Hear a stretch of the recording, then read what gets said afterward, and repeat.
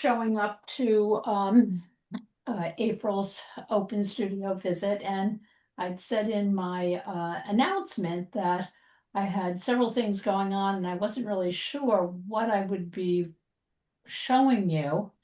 And part of that was is I didn't really know what I was going to be doing today. And it's nice to do a follow through from what I've worked on during the day. It turns out I was out of the house most of the day. So you're going to see what I would have done if I was here. And I thought a nice segue was from last time when we had the open studio. I showed you how I was doing a sketch.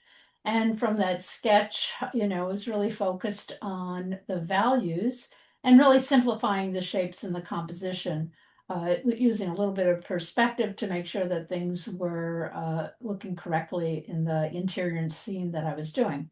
So that is one that I've been working on, and I haven't hit the pastel phase yet, but I thought it might be interesting to just show you some of the things that I do to actually get to the point that the painting is, hopefully by the time I end today, I'll be ready to start adding pastels sometime soon. So I'm just going to take you through what I did, and feel free, if you would like to ask questions, to just unmute yourself.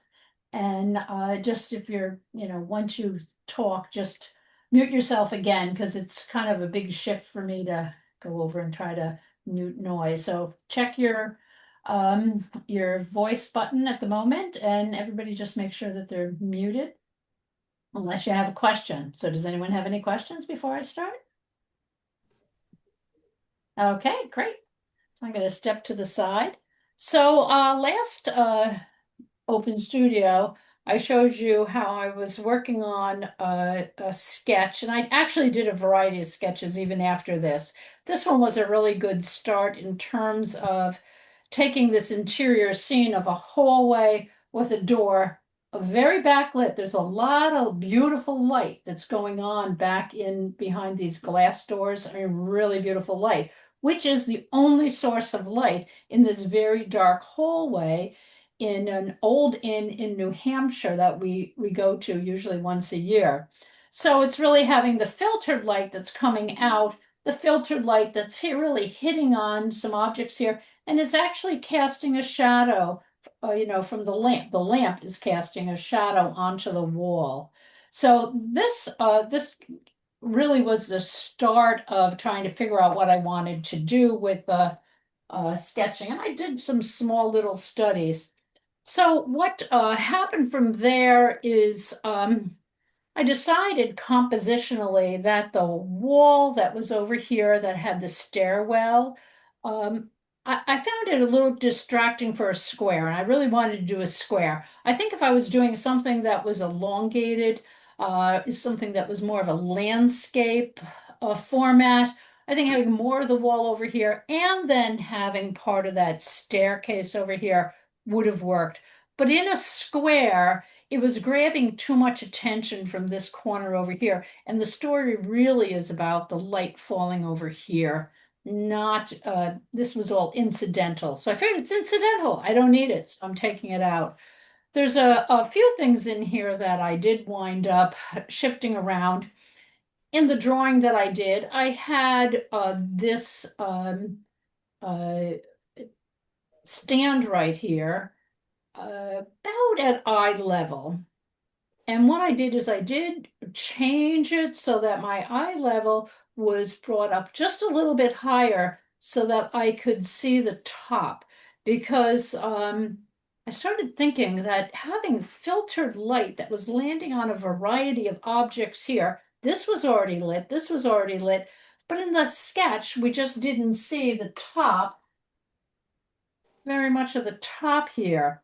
So I thought that would, so I shifted around. Remember what I told you about, your eye view lines, slash horizon line. If you shift it, that's fine. You just have to make sure and move your objects so that they are reaching the correct point on the vanishing point on that eye view line. So I just raised it up a little bit, and I was much happier with it because I really like the way the light's going to play on the top of this right here. the other thing that I did is I shifted my vantage point a little bit towards this side right here rather than being in the middle of the doorway. And what that does is it gave us a little bit more of angles that were coming this way, which yeah, I like that too. I do have a couple of things here that I'm going to have to adjust. This is on a slight wrong angle here. No big deal. I'll fix that. Also over on the sofa, I really want this. Well, it's not a sofa, it's an old wooden bench. I really want this to really fall into the dark. So I'm not as worried about this section. Well, I'm kind of worried in terms of I'm not really sure how I'm going to paint it, but I'm not worried about really focusing in on the details of like another arm and all that other jazz because really want to keep that a little bit more like it's just fading out of the scene. And over here, this is the angle of the wall right here, not that one. That one's incorrect. So I was able to extend the painting when I changed the format, and I could play a lot more around with the wall here. So I love the idea of bringing in another painting on the wall, really focusing on the uh, light that is hitting this wall with the shadow of this lamp and lampshade that's here. A little bit of light hitting here, a little bit of light hitting there. So compositionally, sometimes those, when you're doing sketches, like I said, there was really nothing inherently the matter with this one. It just didn't have the impact that I wanted. You put it in a square, and then all of a sudden you really are creating a lot of this dynamic of the lines, the top of this, the shadow going up, the shadow going up, the light coming down, even the edges of this. So I was really far more drama came into this scene when I changed it into a square. And that was a matter of doing several little thumbnail sketches in my gray tone sketchbook. Again, in values, three value, black, middle, and white. And I use the wax china markers. So essentially, what I'm trying to do is to create something that has a very high contrast of value. I've got areas that are very, very light, and I've got areas that are very, very dark, that are either capturing very little light or in angles where there is no light at all. Um, so from there, after it was drawn on the board, what I did is I used gouache, and this is the set that I use, and I like the combination of colors. I'm really not the neatest, but I did clean it since I was showing you guys. So there you go. And I really don't have a huge strategy that's involved with this, but I'm really trying to think it through when it comes to the undercolors.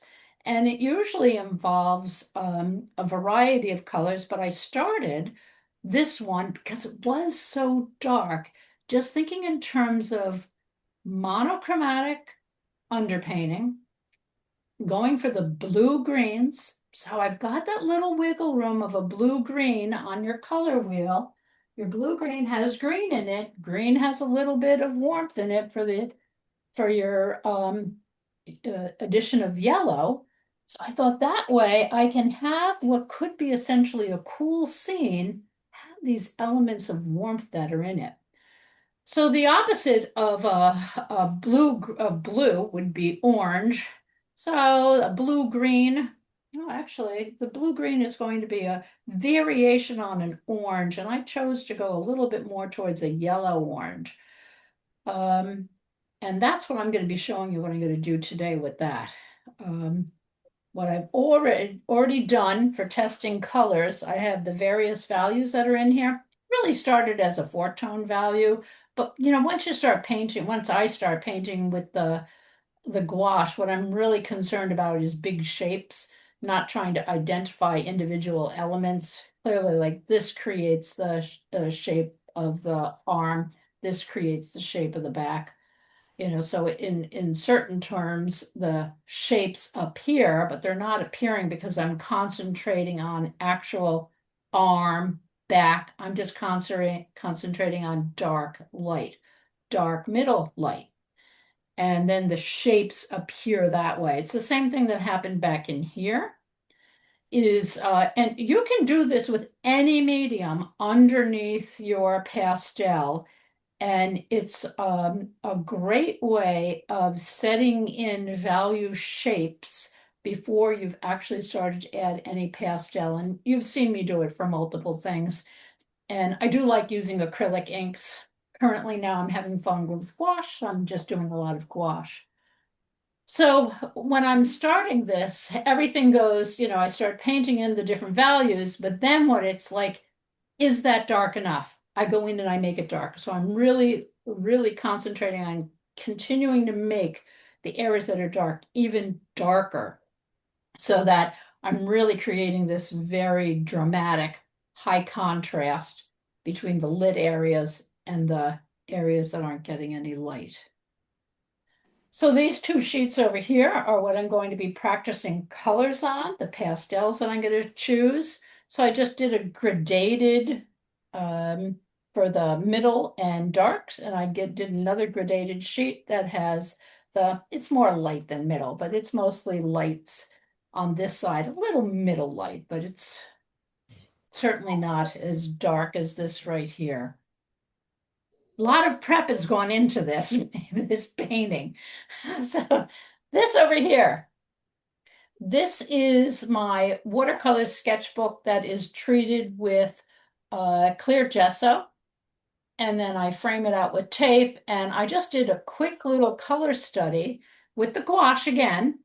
I then coated it again with clear gesso, kind of tempered it down, almost as if, it was slightly foggy, which is fine. It's going to be painted over. Just played around with different colors that I thought I would want in my painting.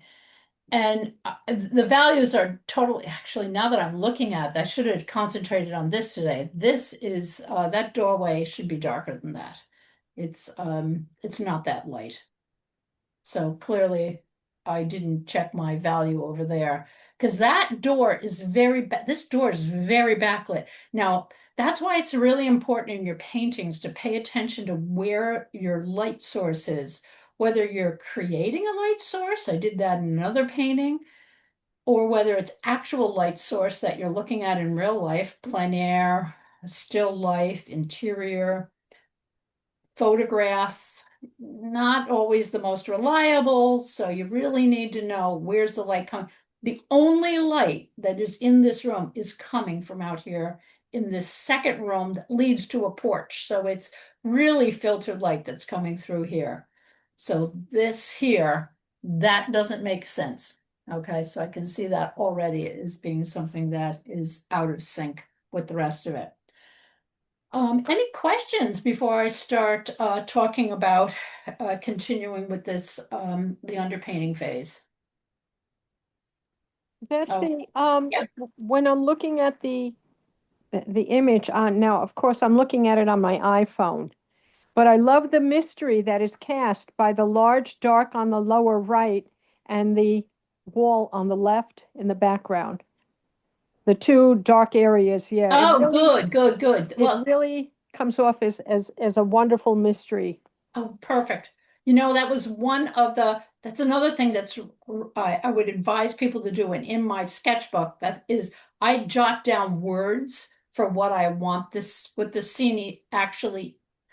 I was standing there when I took the photographs, I was standing there, but been in this building multiple times, and there is those old antique, I don't know if it's 17 or 1800s, an old inn, and there is a mystery to it. And there's also like that little sense of, what is lurking in this building? Not in a scary sense, but in a sense of wonder. I wonder what's going on in this. So I was really trying, but yeah, thanks for pointing that out.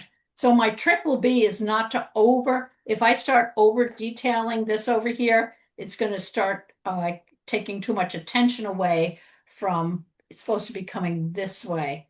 this is gonna fade and that. So good. Well, I'm glad. I'm glad the word mystery came up. That's what I was thinking. And I like this little kind of shadowy thing over here too. So anyway, so this is what I did. Did this. I thought that that yellow was, I put the yellow down in my sketchbook. That's also, I said gouache. And I thought, geez, I don't know. I'm not really crazy about that yellowy look. And I'm thinking of it now. I'm wondering if it's because of this stupid door that I never checked. Isn't it funny? Honest to goodness, it's really, you think of the number of times you look at something and you really don't see what it is you should change. And I don't know how many times I've looked at that sketch, and of course now I'm on now I'm on camera, and the sketch has the door way too light. But anyway, that's the way it goes. It's thankfully it's not actually the painting. I'd have to stand here and paint the whole thing. So here we go. So this is what I did. I said, okay, so the opposite of blue is orange. The opposite of a blue-green really is going to fall really in that, yellow-orange area. I mean, it could be going in the other direction. Let me look at this. Didn't think to check that out. Blue-green. Yeah, yeah. It's going to go more towards like a reddish orange. So here we go. So what I did is I made these little swatches, and this is a handy thing that you, just a tip of something that you can do. I'm just going to walk over and get this. I have a stack of, these. They're not sticky notes. That's why I use them, because they're not sticky notes, so they're kind of useless. They don't stick to anything. So I just have a stack of these, and I got them real cheap, and I just put color swatches. I make color swatches, just to see how are these different colors going to look in here. And since I knew I wanted to go on a variation on an orange, and what I've done is you'll very slowly, they're going to start getting lighter. And I was going for the value. Man, that looks really nice, but the thing of it is, these are probably not going to notice it. Let's see, it's starting to get lighter here. Okay, now this is when I start, those I discounted. And the reason I discounted them is it's not supposed to be a jarring light. Too much chroma in these. I don't want the light from here out to here to be jarring. I want it to be something that's a little bit more subtle. Dark, cool, a little warm. Out here, I want it to be a lighter value and I want it to be warmer. So then I went for this yellow. I thought, ooh, well, it's like a yellow orange. I thought that could do. Is it coming up as yellow orange? My monitor's showing it a little bit more deeper than it is. I did this one even more muted. This is it. Okay, so this is what I mean, saturation. Okay, obviously we've got a strong yellow here. Here, the orange. Okay, you put them together. Okay, pretty close in value there, but this one has the yellow is just glaring. That's the best way to describe it. It's pretty intense. This orange, pretty intense. Oops, I'm getting my cards all goofed up. Okay, this is getting a little bit more muted. Now this makes sense. Muted colors occur when you have your uh, pure color, and you either make it lighter or darker. And the farther you go in the value bar, making something lighter or darker, the more muted the color becomes. It doesn't have that same intensity. It still has the feeling of that orange, but it's not as intense. So this was a contender. I'm gonna stick one there right there. Then I made it even lighter. I thought, ooh, not that I'm going for something that has a supernatural feel. So when I use the word ghostly, I don't mean it in terms of supernatural. I mean it in terms of the shapes are going to disappear in the light that's back here. So in that sense, like ghostly edges, soft edges. And I thought, ooh, this one's good. It's a very pale yellow orange. And I like it's light. It has color to it. I didn't want to go so light that it didn't have the sense of color. And if I have both of them right there, see, doesn't it that just feels so orange now? So that's the one, that's the contender at the moment. But then I thought, okay, do I want something that is dull? So I went and I made a very dull, very light orange. And this is where I was like, ooh, this one's definitely more muted because we just don't see the orange as much. This, we're still seeing the yellow. This is why these little slips are so handy because you put them on, you take them off, you can play around with them, and you haven't made a commitment. I mean, you can do little, color studies, but this is already up here on the board, and I wasn't happy with the color study I did over there. So I still think I'm going to go with this one because I really like the warmth. Maybe I'll find something that's in between the two of those. So these guys, I'm going to stick this guy right on top and I put it here. Now, if you were going to do this, you could do this with pastel. You could take these little sheets. These come in handy, and I can just save them for something else. I did it for the blues, because I was a choice between do I go blue or do I go blue green, and I wound up after I played around with putting them in different places. I decided that the blue green was a little nicer, in terms of that touch of warm with the green. So you could use acrylic ink, you could use watercolor, use gouache, you could use pastel. And don't forget with pastel, if you took a brush with alcohol and you just wiped it over it, you would create a wash. Is essentially that's what I'm going to be doing with this again here. So they come in very, very handy. Any questions on that? Did you understand that thought process I had of what I was doing?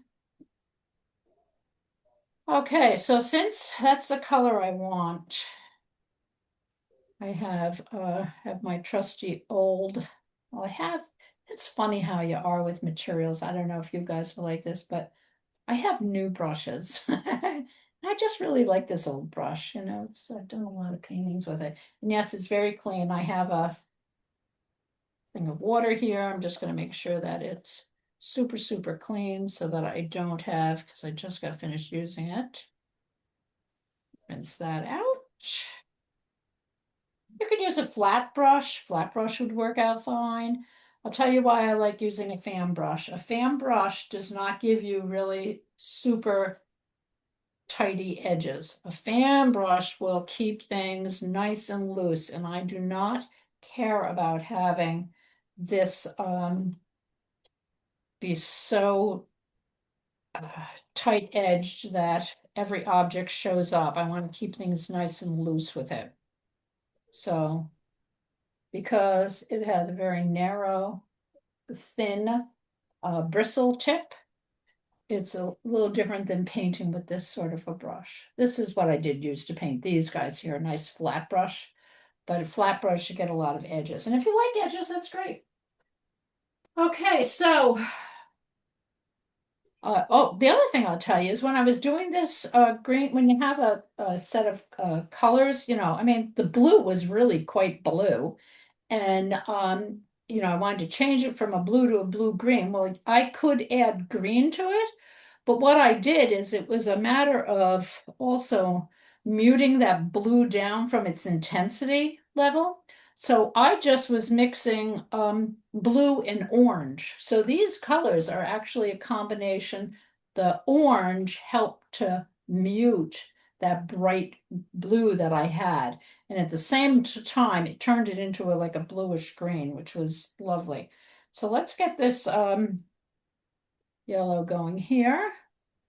I'm just going to test. That's too yellow. I'm going to add a little bit of orange to that. I could do the same thing with this and with gouache. When I'm doing these, I probably use it a little bit more. Let me just put this up here. I'd use this a little bit more like watercolor. I don't necessarily go for the opaque look. Depends on what I'm painting, and there's got probably multiple layers in here. Yeah, let me just put this here. Oh, there we go. And let's test this color here. I'm going for something similar to that. Okay, a little more orange. Add a touch of the orange to it. Coming around, that's a little too dark. I also, this set didn't come with it, but I actually bought some gray tones so that I could knock down the vibrancy of the colors. So I have some tubes that I use, and I have a warm gray and I have a cool gray. Okay, that can go even lighter. And I am mixing yellow, orange, and a cool, oh, sorry, and a warm gray to this. Let's just test it right here. Oh, that's pretty darn close. Okay, good. Now let me make a little bit more of this. I have a very sad dog in the other room. Hopefully you guys don't hear her. But she doesn't like the fact that she is all by herself in the other room. She wants to, oh, too dark. Okay, hang on a sec. Okay, sometimes when it does get a little bit too dark, two things I can do. I can add a little white to it, but I'm also going, I don't want to add, I could add, and I'll show you after I do this. I could take and I could add a tiny touch of blue to knock down the yellow, but I don't. Okay, let's clean that out right there. And I think this is gonna, now she's howling. Okay, let's just go under here. Okay, I want it really thin. This area here, I know when I come to the pastel, I have to fix it. I already told you that.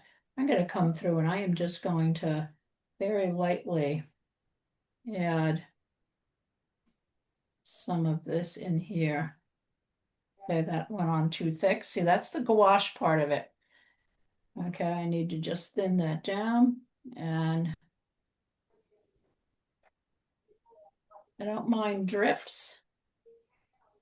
I don't want that to drip too much down in there. And what I can do is if I decide I need this to be a little bit brighter, I can just come in here. Let me just wipe this down a little bit. Good thing I wear an apron, a habit of wiping it on the front of me. Okay, so look at that difference of that warmth in there. You know, it was a dreary day when we were there, but it was quite sunny. I'm doing a few of these other areas first before I get into the window. Go over that little bit of that shadow there. This is where I'm going to start thinking of what else could essentially have some warmth to it. These areas up here can. This I should fix first, so I'm not going to do the whole thing, but that should have a little bit more light there. So essentially, here, I'm going to take that guy down so you can see. So there's the line right here. That is really a little too dark. So I'm going to adjust that. Let's see. Can we get in here? Okay, that's underneath and the light is on. I was able to see what I mean by the fan brush. You're not getting too crazy fiddly because what you're doing is you're just coming in, need a little bit more water here. I mean, if that sort of thing bothers you, just use a brush that's got a different sort of a bristle on it so that you wind up, I'm gonna have a little bit of the light go this way. Okay, I'm gonna just swing that up just a little there. Already I'm feeling more of a contrast. See, it's not just value, it's this warmth, and I really like the way this warm is coming in here. And because I did that double tone there with a light and then oh, you know what I'm going to do is just go through here. I'm going to add a little bit on top in this wall here. I really like a lot. I've been playing with painting things that have shadows and lights on them. And what's really nice about this, yeah, oh, look at that warmth. Isn't, oh my gosh, good. Well, I'm glad this, I'm glad this is working. Nothing like doing a demo when you're like, okay, I think this will work. Okay, I'm gonna mix just a little bit up of my cool, my warm gray, my little bit of my yellow, and a little dab of the, and get that little, okay, let's see, pretty close. Yeah, pretty close. Got light here. Oh, that's a little bit more intense than the last one, but you know what? Just for fun, I'm gonna just leave that there. Have a few things a little bit more intense. There we go. Okay, so I'm gonna come in here and hit a couple of areas where it's the yellow. I've just kicked it up a bit, and that don't ever say, oh, well, geez, I was only going to use this color when you get it in there. And then you say, ooh, now what was interesting is there was a little bit on here. So what I'm going to do, I'm just going to put a little on here because there was light coming through on top of that. Water this down just a touch because I want to start off pretty light back here. Okay, now I've got just a couple of defining shapes that are back here. Like I said, there was another room. There's going to be a little bit more perspective. You can actually see the ceiling in the room. You can see where the doorway is to go outside, but this is really just pretty simplified, and I don't want this to drip on the, so let's just down there. And come in. And I don't know if it's my camera. It looks like it's a little bit more intense on my screen than it is in real life. So if you're seeing that as a really bright yellow, it's actually not. This over here is a little bit brighter. Those are two paintings, and there's a little light that's hitting the edge of that frame, not the edge of that frame. Here we are. I'm just going to check some of my drips. And I'm going to let that, and then there will be light over here. So just for the sake of that, I'm just going to, because what was happening is there was an area underneath. And I'm going to use a little bit more of that warm color here because, oh, here, you know what? Here, I'll show you what I can do. Watch this. I am going to turn it a little opaque and I'm going to fix this side over here. So now I'm using that warm gray and I'm mixing it in with my color. And I am going to get this edge the way I want it with an opaque color. I'm able to get that right in there. Oh. Thing of it is, once you do something like that, then it's like, ooh, where else would that look nice? Where else would that look nice? I think that really light color would look really, I think I'm gonna just bring that in here too. A little bit under here. Okay, so there's a reason. I wonder if this was, oh, that's the shadow from that. That's right. Okay, I was trying to figure out why that was like that, and it's because of that, but I'm gonna just bring that light up. Remember, I said this one was a little wrong, so I'm gonna come over here. Gouache will cover it up. So I'm gonna come here and I'm gonna give this guy a little bit more of an angle here. And if I wind up making that too wide in the demo, I can just fix it. So it's more of an, yeah, I wanted more of an angle because this is the shadow of this. You don't see the difference between the bench and the floor. Okay, I'm going to put this down. And before things drip in places I don't want, just going to pull out my, here, I'm just going to just dab this guy up. Run my finger across there. Okay, well, no big deal. That'll That'll get covered with pastel anyway. So this is where I would go back and I would assess. Remember I tried that color over here. I don't like that bright color here. Betsy, what is the surface you're working on? Oh, good question. I always tell you guys, and I didn't. I was keeping it a secret. No, I am actually working on mounted UArt, not something I work on very often. Did But you mount it? no, I didn't. It Oh, was I bought it mounted. okay. The smaller pieces now, I don't know if you guys know it, but UArt has their newest thing is that you can buy their sheets of pastel paper that are already pre-mounted, and it's the like a sticker. So it's got the sticky side. You just peel off the back and then you press it onto, foam core or gator board. One of the things that, I mean, I haven't mounted things in a while, but one of the things you want to make sure is that you've squared it up and you start at the one end and you work your way down, keeping those edges even. And truthfully, I'd probably start with the wider so that I could move that down, but it kind of depends on what size you're doing. But anything that's really larger than a 9 by 12, I would buy it. I would buy it already mounted because I don't want to be messing around with the board being not getting it on the board properly because then I'm going to wind up with buckles where I maybe didn't press down hard enough, using a squeegee or, even the side of your hand and pushing it to make sure that you don't wind up with any air bubbles under there. It might be less so with the type that is it has the sticky surface because you're not doing in the olden days it was a residue on your board and then the residue of whatever it was that you were attaching and you would put it together that way. And that was like a real pain in the neck. So hopefully this new one's really nice. It sounds like it would be a great idea. Just an aside, Yeah, something else as opposed to a squeegee, a brayer. a brayer. Yeah, that's a great idea. A brayer. The other thing you can do is if you have a board is let's say you have a 9 by 12 where you cut out, let's say a 10 by 14.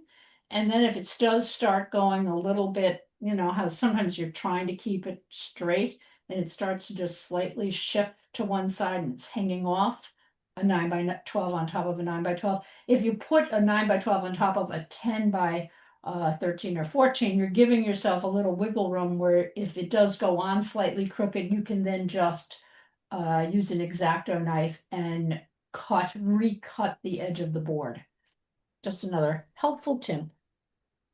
Okay, so I'm gonna let this rest for a minute, but can you see yourself doing something like this? Look at this one here. I want to be careful. This is where you come in and you say, where are some areas? There's not going to be that much light up there. The light's here, a little bit here. I kind of got a little carried away because I like that yellow up in this section. So I'll probably knock that down.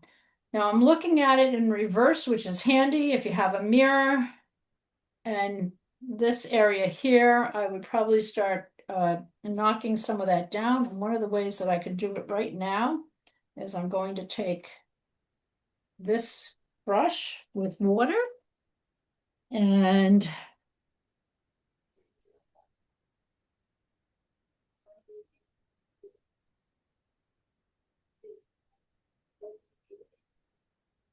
I'm gonna just there. Got it back to a little bit more of a white. It's the same with up there. I'm gonna get that because I can always come back in with a little bit of a I'm not, you notice I'm only pressing it. I am not wiping it. So I don't want the fibers of this paper towel to come off onto my board.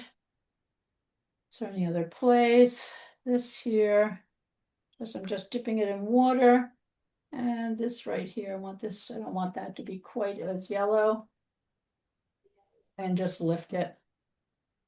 If you were using acrylic ink, you would not be able to lift it quite as easy, but you can do it.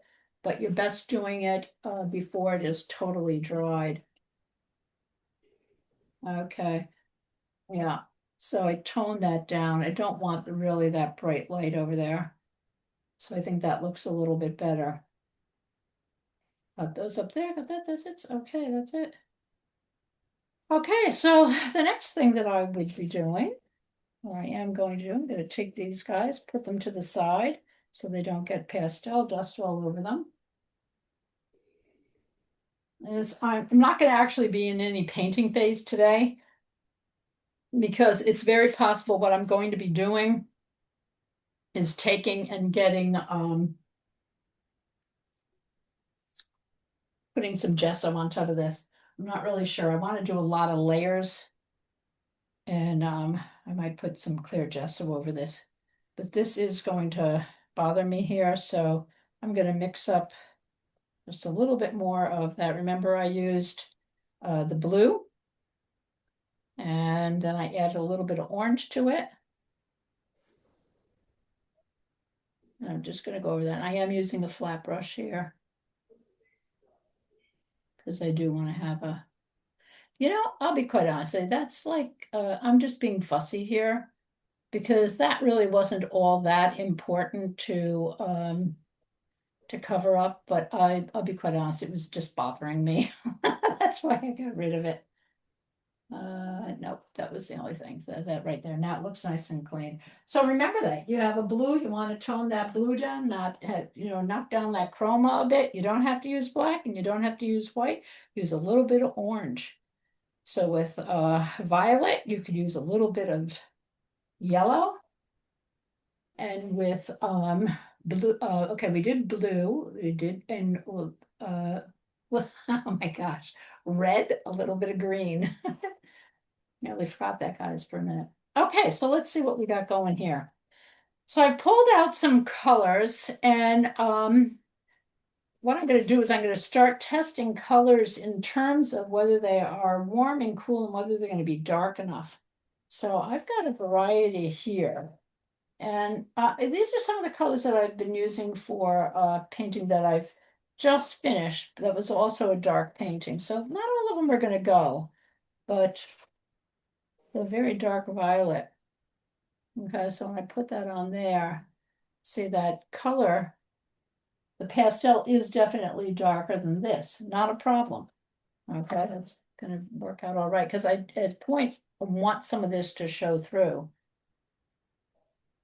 There's a nice, that's a muted violet. That one there, it's not quite as dark. That one would go. This one's got a reddish tint to it. And I was, as you can see over here, I was thinking of doing some of that with warm on that door, like a wood door. Okay, again, you can see the dark that I have here. Maybe that could be a little darker. Let's hit, yeah, that's closer in color. Thing of it is you always have to test. So I'm looking there and I'm saying that color, there's still a lot of chroma in there. So I'm not sure I would use much of this. Here's a nice one that is a reddish brown. Okay, I'm gonna just, I always test on the edges. It gets covered up by I like the reddish brown better than I like that reddish. And you know what it is with this red? Look at just a touch difference in value. Just enough where that feels more like a reddish color. This one here is just dark enough. It just crossed the band over that it doesn't really quite look red. So this guy here might work out better in one of the middle tone areas. Maybe where there's a little bit of like on the edge, maybe there's a little bit of light coming in here where I can pick up some of that reddish hue, put a little there. Okay, it darks, and then I've got, it's amazing how this is a greenish one. So I'm kind of going outside, I had my blue and my oranges and reds and yellows. So now I've got some greens. I'm not really sure how many greens I'm going to want in there. And I just start throwing a variety of colors. And then, oh, look at how light that one is. So in this instance here, what you're doing when you're this is like, okay, I'm just throwing colors up there to see. Okay. Doesn't mean I'm going to use them, but this is where you can start saying, okay, what colors in this dark area do I need to be more chromatic? What colors do I want to really be more neutral is not the right word, more muted. So they're dark. Don't think of muted as being just a light muted. You can have a dark muted color. So the greens I may bypass, but you never know. A little bit of green in this carpet could work out really, really nice. Here's a, you know what? I think this is a rogue black. I usually don't use black. Must have been there from something else. And then this in here. And again, test it up here. Look at how light it is. It really is more down in here. And look at those two. Don't they look nice together? A slate blue and this red. So we have this blue and this reddish orange right there. Let's try and see what happens with a real orange. Okay, and this is definitely, oh, look at. Okay, chroma, a lot of chroma in there. Where's that going to go? Even if I like the color, even if I thought that the color would look nice on this wooden area right here, that's really a very vivid color, very bright bright in terms of the intensity. So even over in this area here it would really stand out.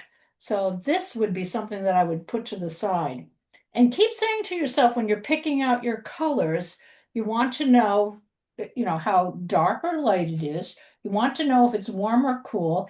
And then really important in this dark scene here is I want a lot of colors that are just going to fade off together in the darkness that are not going to be jumping out. So I'm going to be looking at their chromatic value. Another word is saturation, intensity. They all roughly mean the same thing. And here's a blue. Okay, that's another one that probably belongs more down in this area right here. Okay, now this one here, try to look at this. There's a blue. It's a blue, probably pretty similar in value. But look at that difference. So by noticing that chromatic value, and that's what this painting is going to be all about. It's the chromatic value. And and I shouldn't say chromatic value, the chromatic, um, how deeply chromatic the color is, the intensity level. If I say value in there, I'm just going to show you an example. This is the one I was working on before that, okay? So what I had to do with this one is the same thing that I'm doing with here is there are areas that are very bright, okay? And I do not want to have the same level of brightness down here as in other places. Little filtered bits here where the leaves here are catching the light that's coming, that's making the shadow here. But these windows here, if I had too much light value or chromatic color back here, they would be jumping forward, and I don't want that. I'm also working on, there's a blue in here. So what I'm doing is I'm taking and I'm scumbling and dragging the opposite of blue, orange, and scumbling a little bit of orangey red colors on top to see if that'll just tone it down a bit. And I'll be doing the same with the roof. And the roof, I'm going to pull in some of the colors that I've used in the trees. So it's not, in the photograph, it looks like it's black. It's actually not. It's actually not showing up at all in the photograph at all, but it's variations on very dark, muted greens and blues. So it's the same sort of thing that I'm going to be working on here, where I'll constantly be saying how chromatic or how brilliant is a color and how muted is a color. But I still want color. I don't want to use a whole load of, so I'm looking at this right now and the very darkest areas are right in here. So I can come in, it's not going to matter if I do this and then do And we can see this is the old standby dark, and that is Terry Ludwig's aubergine. And they come in a variety of values, but the darkest value of that set is one of the darkest colors that you can get without using black. And there's no sense in using black. That black is a value contrast. I want a color contrast. Let's say I want to take that and I really don't want it to feel so violet looking. I should have really done it on the scrap, not on the painting, but anyway, too late now. I'm gonna look for a really dark blue. Let's see, is this a dark blue? Nope. I need a really dark blue. Ooh. Okay. This one's not as dark, but I can just come in and I can just, that's a like a muted violet. That just tones it down a bit. Gosh, I should have thought to bring out, this is what happens when you do things on the fly. It's like, well, this is what would be happening if I was painting. Okay, oh, that's a violet. I don't want a violet. I really want a dark blue. Okay, if I can't find a dark blue, ooh, that one doesn't look dark enough either. Okay, why would I want a dark blue? I would want a dark blue because I just don't want that violet color jumping out. The value's great. I just don't want that violet to just take over. It's like such a beautiful color, but it also is so strong. I mean, I have a whole box of darks here. Let's see if I can find one. Oh my gosh, you should hear my dog. It's like hilarious. Okay, let's see if we got. Oh, okay, let's see this. Oh, see, this is it. It's hard trying to find a blue that's as dark as that one. Well, I guess that's going to be what I'm going to be working on, isn't it? Trying to find a blue. What can I use besides a blue if I don't find a blue that I find that is as dark? I could try a green. I don't know if I really, it is a bluish green that I'm using. Ooh, oh, oh, there we go. And that's just going to knock down that violet. And this is, truthfully, this is a dark bluish green. And just knock that down. So you can, if you don't actually have the right color, by just scumbling, and granted, you could see I had to go through quite a few options before I came up with this very dark green that's here. And it's just enough, and violet and green, both tertiary colors, secondary colors, sorry about that.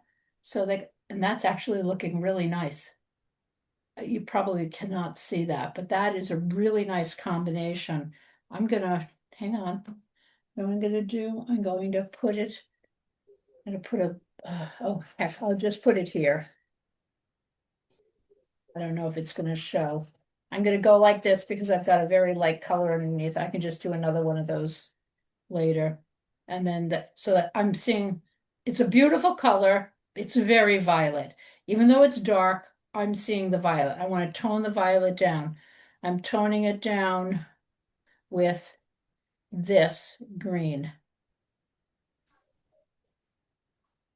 And just by scumbling it, so what's happening is, and just by doing these exercises, guess what? I know I am going to be adding clear gesso over the top because I want something that's got a little bit more texture, and this is just not enough texture for me.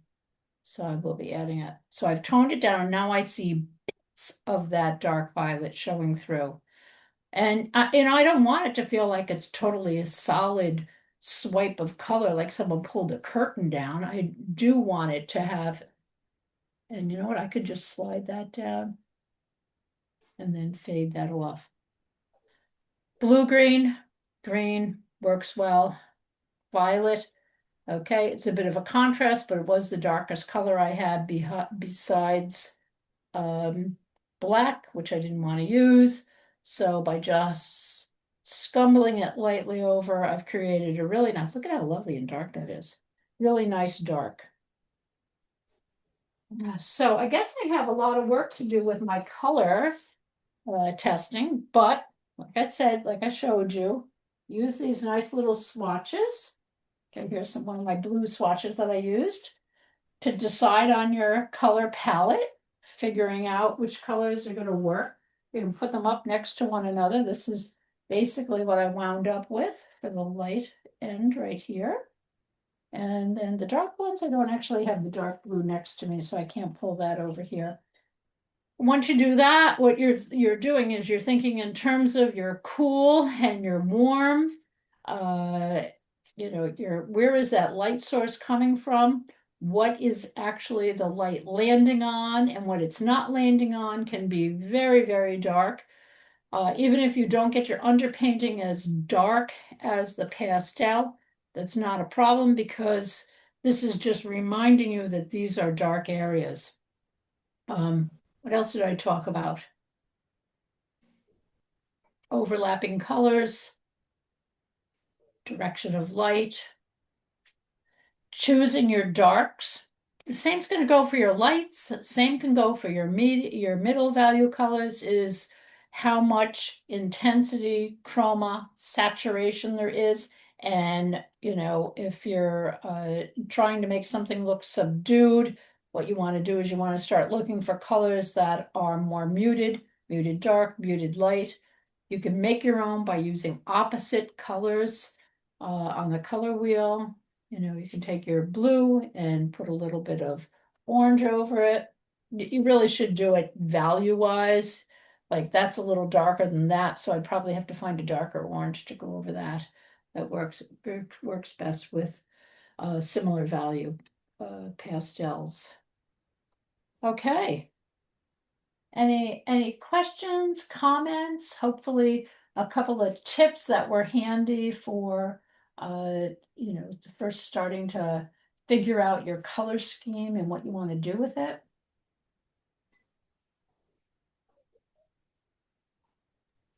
It's quite motivating to go and play with scenes with mysterious light and stuff. So thank you. Oh, good, good. Yeah, it is fun. And that's actually what I've been focusing on is that indoor and outdoor light and how it impacts the scene and going for ones that are really high contrast in terms of very dark with a little bit of light, both outdoors and indoors. So yeah, it's been fun.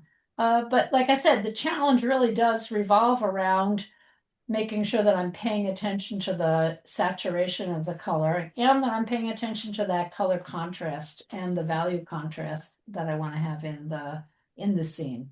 So thank you. Thank you very much. Okay, well, thank you everyone. Glad you came and April, there's classes are already ongoing. I'm not sure if I'm going to have a paint along, but it seems though the calendar's getting filled up for this month. But I'll send out a notice in another week if I am going to have one. And then in May, we'll have another open studio, and I'll be starting the little sketching group that'll either happen the end of April or the beginning of May, but you'll get information about that if anyone's interested, okay? Thank you. Thank you. Okay. Betsy, thank you very Thanks, much. Betsy. And have Okay, a thank nice you. Easter. Bye-bye. Bye. Okay, bye-bye.